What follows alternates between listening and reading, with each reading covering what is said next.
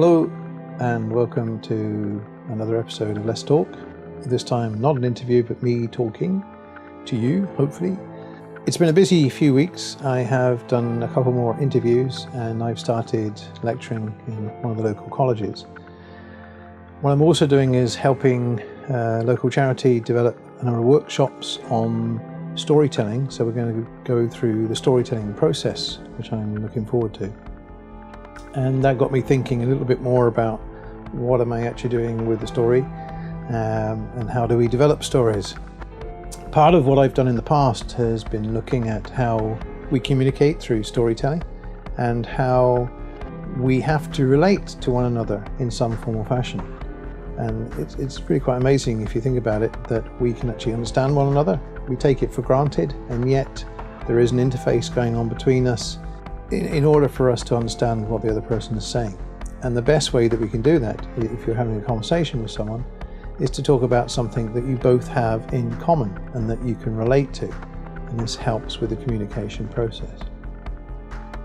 So we looked at ideas to do with journeys that people have been on and how we always look on a map to find out where our end point is and try and see if we can work out a route to get there, possibly the most efficient way we can. Quite often, however, though, as we go on that journey, there are delays or there are roadblocks or there's roadworks or there's something going on that prevents us getting there on the time that we set aside for the journey. And those are the obstacles that get in our way and we have to make adjustments. One of my recent journeys was to a little town near Dublin, and as we took the scenic route, my Google Maps decided to constantly update and give us alternative routes that would take us back into Dublin, which I didn't want.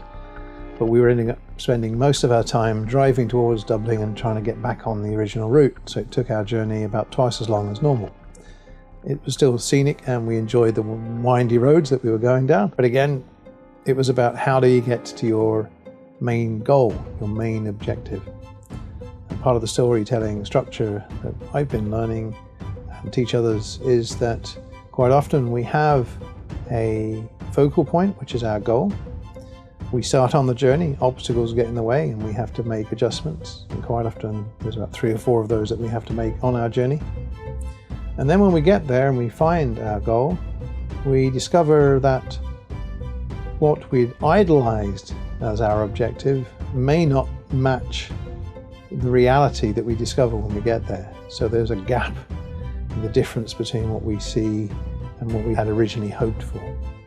We've also discussed in the past on other videos and with my students the 3-act play, the idea of having a beginning, middle and end, and looking at the likes of Robert McKee and Sid Fields in how story is structured in such a way that you introduce all your characters, you then have an event that upsets the protagonist, they spend the next part of their journey trying to work out the confrontation that they find themselves in, and at the midway point they have reached the point of no return, and so it's more efficient for them to go forward than it is to go backwards.